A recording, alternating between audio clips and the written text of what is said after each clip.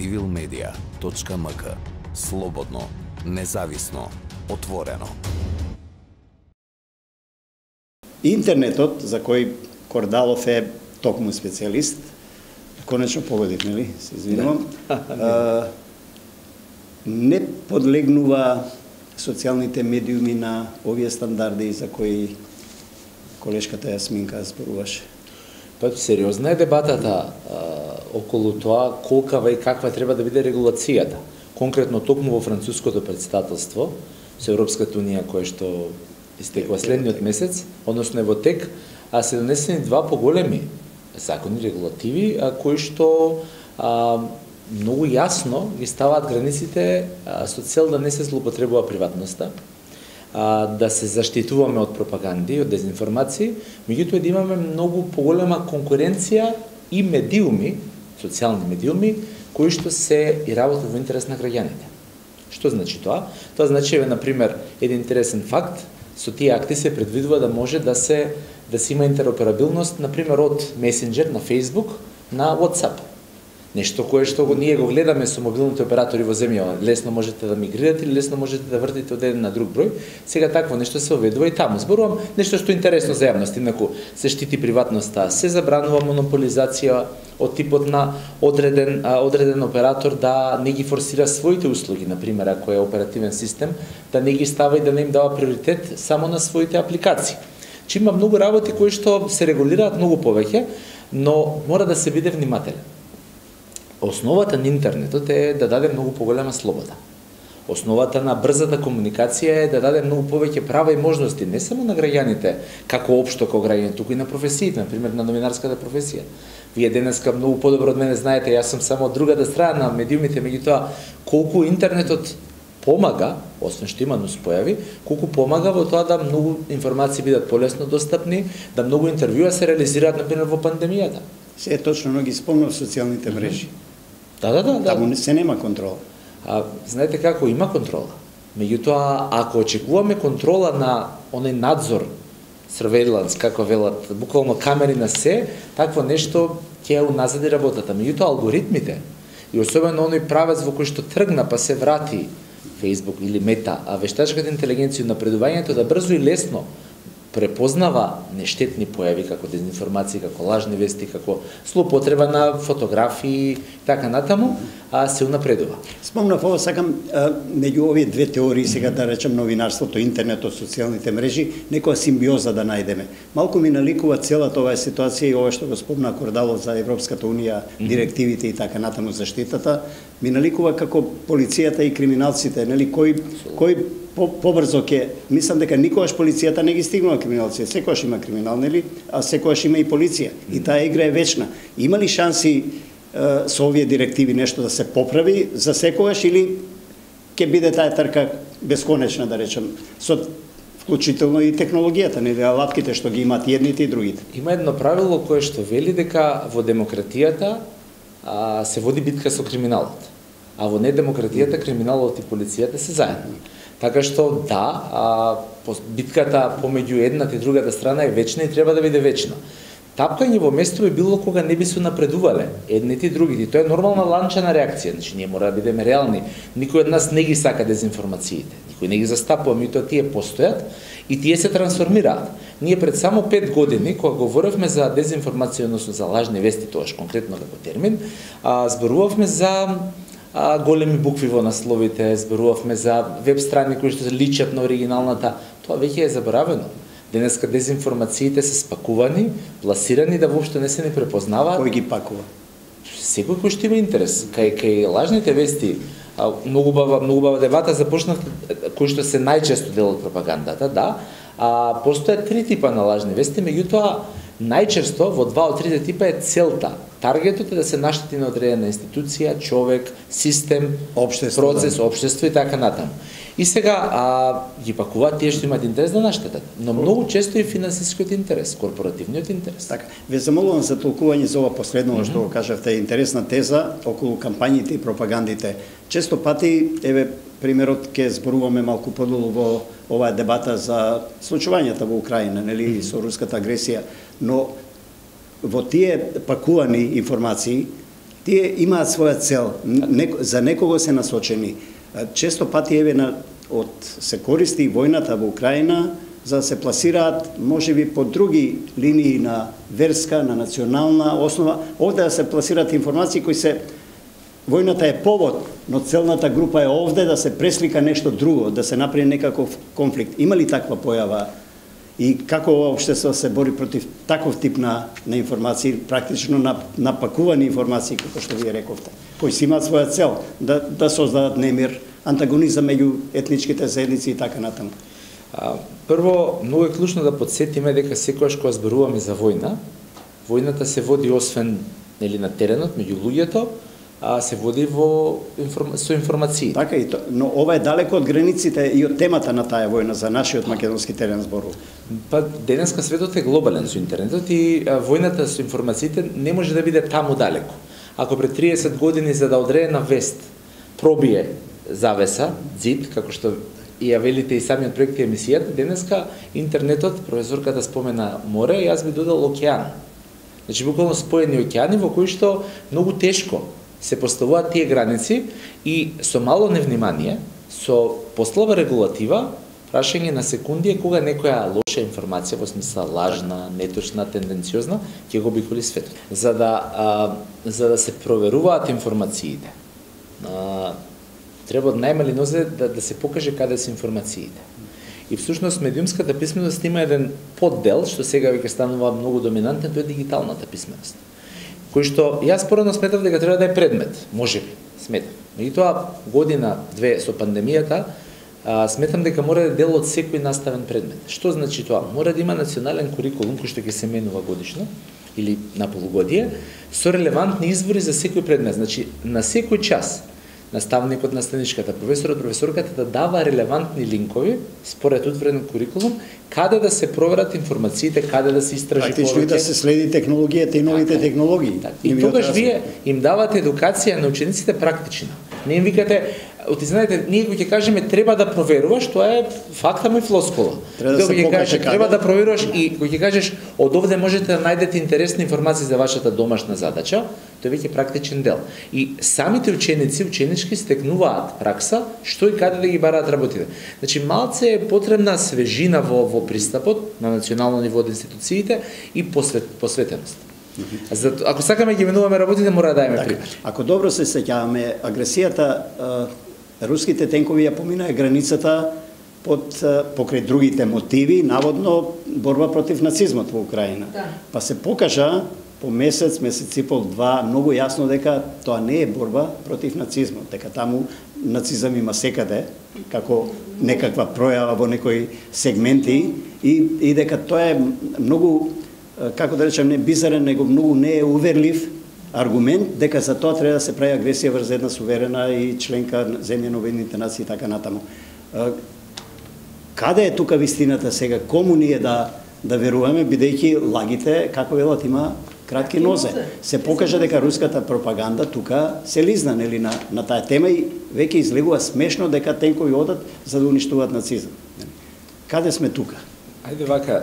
Во однос на граѓаните, кому да веруваме, како, на кој начин, како да проверуваме што е што, како да препознаваме, освен таа едукација за лажните вести или пропаганда. Мислам дека војна во 21 век, 22 година е чудна појава.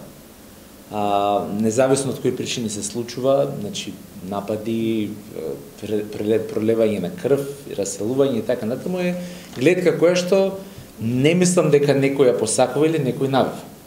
Значи дури во наративите ако ги гледате од условно двете страни, никој не вели дека го прави тоа или руската страна не вели дека ја прави за пролевање крв, туку за нешто друго, но како и да е од оваа страна гледано, тоа е многу чудна појава. Втората работа, времето во кое што денеска живееме, од аспект не само на медиумите, туку од аспект на информирање, е генерално многу поларизирано, не само во Македонија, туку и светски. Зборуваме за поствистина или две страни, секој верува во на што верува, така што како држава ние мора да решиме кому ќе веруваме. Јас го разбирам целосно аспектот на новинарски. Да биде појасно за гледачите, како држава. Како држава. Да, како држава. Имам втор аспект. Имам аспект. Можеме ли ние како држава да бидеме Па сега беше спомната стратегијата во услови на војна со претседателот Трајковски. например. И сега, ние сме земја членка на НАТО. Значи имаме национален интерес, имаме седиште во таа алијанса, каде што не само што слушаме, ние одлучуваме, гласаме за тие одлуки. Зборуваме како држава. Се мора бидеме реално. Може ли да станеме делни од некоја кампања, пропаганда што не е мора да им кажеме, што е невистината? Мораме да им кажеме на граѓаните, на граѓанките отворено. Делот на институциите и улогата на институциите во овие околности што мора да се каже јасно дека Македонија е земја членка на НАТО. Тоа значи не само што учествува во алијансата, туку и носи улоги. Одлуки се извинувам. И тоа е првата работа. Втората работа и да ги афирмира тие одлуки во секој случај. Океј, тоа како земја. Втората работа, секоја индивидуа, секој човек има право на свој став и мислење. Тоа е демократија. Не затоа реков како држава или на едно национално ниво и индивидуално ниво се различни. Кај нас нити како држава јасно ја афирмираме каде сме, нити пак на индивидуално ниво храбриме да се зборува однака како што се мисли. Тука и моето прашање, каде се тука институциите, односно кои се, условно да речем, во наводници надлежни институции да го моделираат тоа во рамките на политиката на државата од една страна, од друга страна на фактите, аргументите и вистината. Не очекувам да го моделираат. Очекувам да се вршат својата работа. И јасно да се промовира демократијата, и јасно се промовира местото каде што ни е нас во глобалните текови во моментот. Да, спомнавте вие на почеток или тоталитаризам или демократија, треба да се определиме зашто сме за нели ова второто. Па се во таа смисла моделирање на контрола во наводници пак на информациите што се пласираат. Фере факт е да се каже тие две вистини и фере факт е да се каже дека времето во кое што живееме е такво. Така. Ја целосно го разбирам вашиот аспект и го поддржувам дека треба да се слушнат не само двете, нели сега во новинарството како научи професорката има 3 страни, 4 страни кои се. Јас сум апсолутно за тоа. Меѓутоа во време на војна очигледно се подпира јавноста на комуникија и медиумите на соопштенија, нели? Секој верува во тоа што сака, такво е времето. Времето е такво, секој верува во она што сака да верува. Меѓутоа мора јасно да ги диференцираме овие два аспекта. Кој е нашиот државен стратешки интерес, каде сме, што се индивидуалните слободи и права. Значи, ни едно со друго не се повикува. Кордалов, ова еден ден ќе заврши, кај да е војнава, не може вечно да трае, нели, за жал и се разближе повеќе отколку што мислам дека сите прогнозиравме на некој начин. Но видовме дека целите не се тие што првично Москва ги протежираше, се некакви други. Ова кој ќе заврши да не стане навика на ова што рековте државите дека треба да ги не да ги контролираат, да ги моделираат информациите, да се знае на која страна се, нели, како да се создава јавното мислење, да не влезе во навика, кога ова ќе заврши, да има државна контрола над медиумите, па и на социјалните мрежи по некаква инерција, и тогаш отиде и демократијата. Во таа смисла прашувам. Ќе дадам неколку практични примери. Од првиот ден на пандемијата, негде март пред 2 години, имав една колумна во која што почувствував потреба јасно да нагласам дека сега е време, токму кога се затвара светот, да се бориме за повеќе демократија и повеќе слободна економија. И тоа ми е првата мисла која што во секој разговор ја повторувам, и тенденциите, искрено, за мене беа на моменти застрашувачки. Знаете, со векови, луѓе гинале за демократија, милиарди луѓе. Дали сакате да земете од Магна Карта Либертатум, од првото ограничување, сакате да се враќате наназад од антиката, неважно. Генерации луѓе умреле, борејќи се за демократија, спалувани на клада, бесени. Значи, тешка била борбата за демократија. Ние се соочувавме да само во една година се вратиме векови наназад. Да, здравието е важно, здравието е многу битно, меѓутоа ако изгубите слободата, ако изгубите демократијата, што останува битно? Сега, во тој контекст, јас сум многу толерантен, кај како човек и со широки погледи според мене, немам ништо против блоковите или земјите во светот да негуваат различни системи. Јас сум се избрал и повторно кога би можел да бирам, би избрал демократија. Тоа за мене е најдобриот облик на владење. Меѓутоа, можевме да видиме од одредени земји и официјални представници во Европа, во демократијата, во одушевување како една земја, во случајот Кина, успешно се справува затварајќи цели градови. И знаете, кога тоа ќе го слушнете, си велите, многу луѓе, кога ќе разговарате во Македонија, ќе ви кажат, дека се залагаат некој ако треба да биде претепан, само за да ја каже вистината, дали го сторил делото или не. Или дека се залагаат луѓето да бидат бесени на плоштад, заради тоа што сториле дело. Ма јас мислам дека тие работи во цивилизацијски сме ги надминале.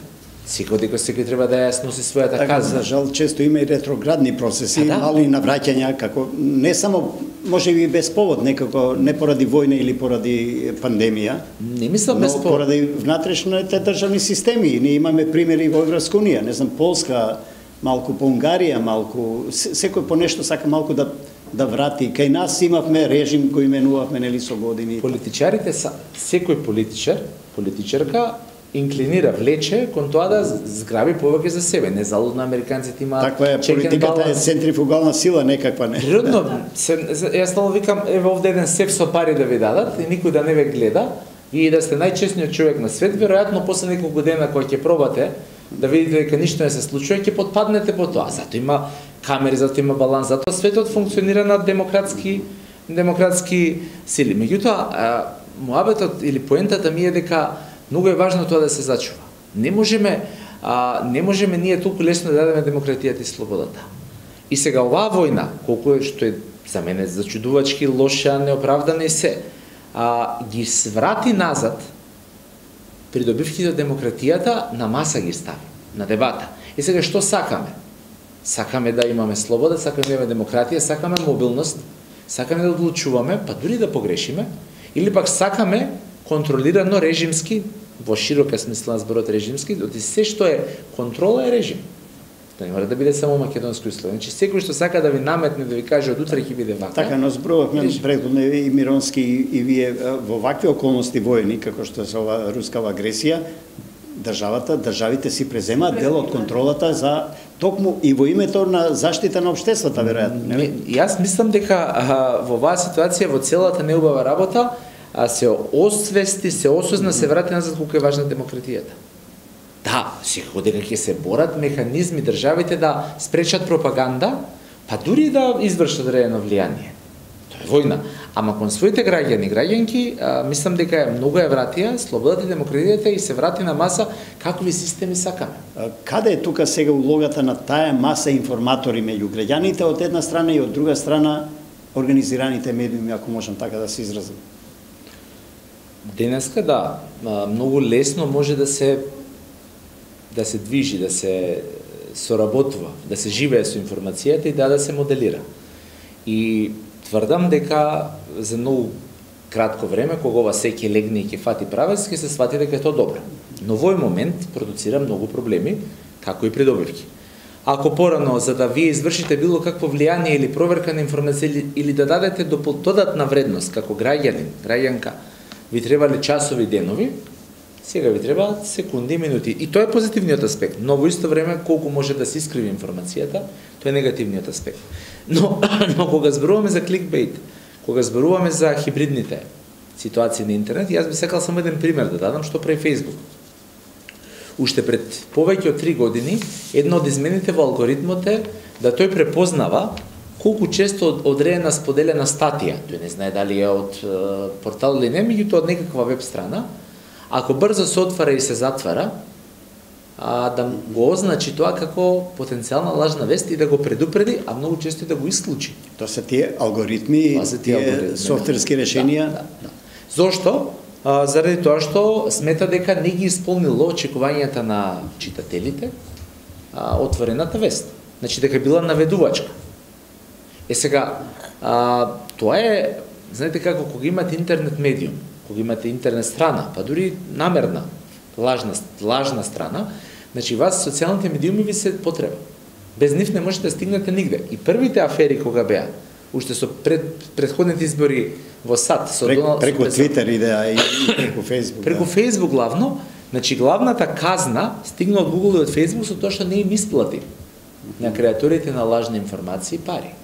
Значи, мора да разликуваме во дезинформациите, особено во оние типови на лажни вести, таргетот или оние кои што создаваат цела стратегија за наштетат, и тоа им големиот број на луѓе кои што се таму вклучени од чист економски интерес. Добро ве разбирам, сега технолошкиот аспект. Тоа значи има центри, тимови кои креираат такви алгоритми кои ќе препознават и ова за кое ние говориме, да олеснат на граѓаните, да знаат што е што, во таа смисла. Ме враќа, ме враќа во едно подалечно време кога се појавија компјутерите и кога светските шахисти играа шах со компјутерот, па го победуваа компјутерот, но сега тоа е незамисливо, веќе ние да најдобриот светски шахист не може да победи компјутер, бидејќи брзината му е огромна веќе.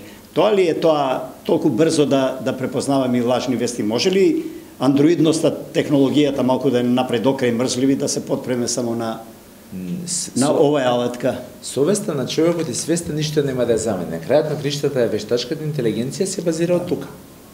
И многу често во образованието, кога разговарам со наставен кадар, најголемиот страф е дека нив технологијата ќе ги замени.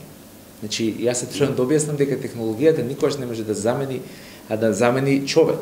Значи, може да биде алатка, може да биде поддршка, може да биде се вопросот, мито да замени кој ја креира технологијата. Кој дава дел од своето размислување, мозок и така натаму? Да не се плашиме дека може да не роботизира новата технологија и нас како луѓе. Може да не забрзе, не даде ветер во град. Ако или ќе ја користиме ние, или ќе не користи технологијата нас. Тоа зависи од нас. Но дека ќе мора да се менуваме постојано и да учиме постојано, тоа е одлика на ова време. Сега, тоа се случува и со професиите. Постои една заблуда дека технологијата затвара работни места. Тоа не е точно. Технологијата отвара многу повеќе работни места и многу повеќе платени. Ама знаете, ако знаете една вештина денеска и не се усовршувате, за 10 години може да немате работа. Ама ако се усовршувате, може да земете 3 пати поголема плата. И јас со представници на власта многу често разговарам, 300 евра минимална плата, например, јас велам, ајде да пробаме да ја направиме 1000. Не минималната туку, се извинувам, 300 евра плата за текстилни работници, ајде да пробаме да им дадеме на оние што можат и што сакаат, помлади особено, да се преквалификуваат директно во IT. Ако сакаат, на товар на државата. Па од 300 нека отидат на 700. Сега ќе допреме Кордалов уште една тема која мислам дека добро ја знаете и која мислам интересна и за јавноста. Тоа е овие ботови, лажни портали, креатори на лажни вести, извори, дури ова со Украина се користи, нели, да се пласираат овде разни. Кои се мотиваторите, финансиерите на тие центри? Што велат вашите сознанија и искуства? Кога би знаел кои се, би ги пријавиле. Веројатно би работел друга професија, меѓутоа кои се генерални именно, дали е тоа индивидуално, дали е граѓанско, дали е некој дел од, не знам, организирана политичка некаква структура, други служби кои, условно да речам, малку ќе карикирам, не им мислат добро, да речам, на државата. Има сериозни извештаи кои што се пласираат. Има сериозни извештаи кои што пласираат од кои извори, од каде, со кои интереси. Така што, знаете како, лажните вести генерално се организирана работа. Не е нешто, ние често мешаме лага со лажни вести. Например, кога политичар ќе го обвиниме дека не изградил некој пат што го ветил, тоа е дека кажа лага, тоа е неисполнето ветување, тоа не е лажна вест. Кога ќе се каже лажна вест, тоа значи свесно, насочено, таргетирано, со конкретна цел да се наштети, рековме, некому, нешто, на институција, на систем и така натаму. Значи, ајде да кажам, лажна вест е институција. Не е лага. Колку и да е лагата лоша, лажна вест е нешто опасно. Тоа е првиот сегмент. Вториот сегмент, лажните вести секогаш таргетираат поширок аудиториум, особено дел од луѓето кои што би можеле да потпаднат, но и да ги искористат нивните стравови со цел да продолжат да ја шират лажната вест, но тие не сакаат најчесто да наштетат. Ви имате многу често некаква пропаганда, да се вратиме на пандемијата, дали се вакцини, дали е што и да е, и дел од луѓето ја споделуваат одредена вест, сакајќи да ги заштитат најблиските.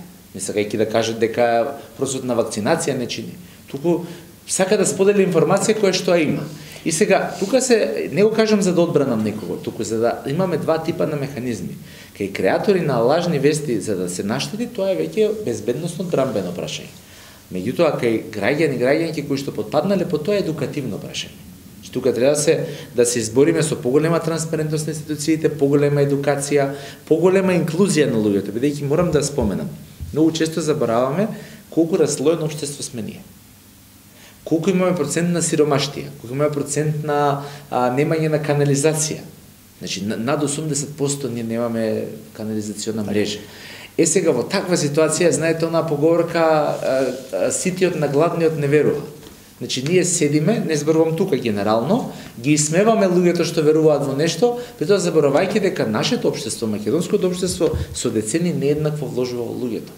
Тоа кој ќе го промениме заедно со образованието, значи ќе можеме за 20 до 30 години да изградиме силен систем и да се викаме Скандинавија. Што треба тие да направат? Можат ли, имат ли капацитет? Какви се вашиот фидбек, што се вели, вашите сознанија од активностите на невладиниот сектор воопшто во Македонија? Јас ќе набрам 4 работи кои што сметам дека граѓанскиот сектор особено дел ги прави, но треба уште позицилено да ги прави. Првото е да се работи на демистификација на темата за лажните вести, значи да се објасни на граѓаните, граѓанките што се лажни вести.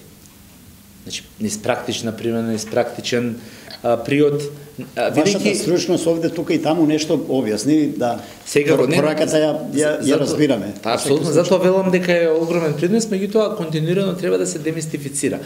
Бидејќи лажни вести кога ќе слушнеме, тоа станува на ранг на ќе донесеме правда. Да, објасни Миронска, доволно е само еден сегмент, нели, за да те заведе на...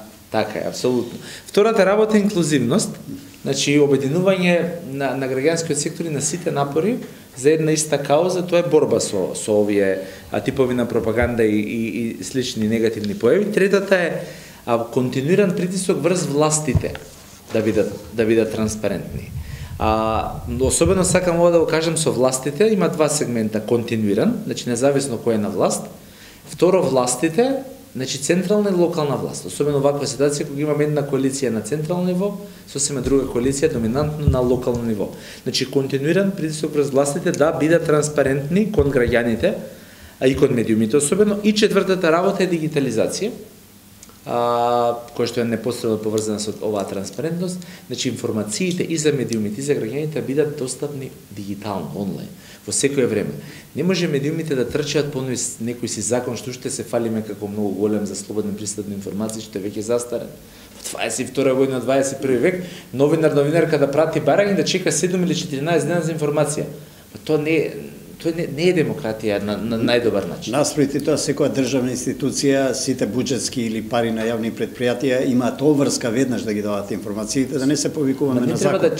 Не треба да се чека. Но бирократијата си го прави своето, нели, интересите нивни. Ние на избори гласаме политичари, не гласаме бирократија. Гласаме менаџери и менаџерки. Сега, сите власти морат да разберат дека не треба чекаат медиумот да праша што правеше министерот во Брисел. Гласаме ветување, на тоа мислите, Кордало? По дефиниција гласаме луѓе и програма, ама сакам да кажам бирократијата, односно администрацијата, луѓето таму, зависи како овие што ги гласаме ќе изменаџират. Јас мислам дека треба да дадат чекор понапред. И, например, фативме посетата, да речеме, на Брисел, како што прави Стејт департментот, нека го отворат, веднаш има кратки поенти, колку луѓе биле, колку пари потрошиле, каде, половина страничка, транспарентно, без медиумот, без CNN да се јави да праша секретаре кај бевте. Така, има нешто напредок во тоа, но тоа е минимално, не сме уште американци, нели, за разлика од овој пример што го спомнавте. Тоа е волја.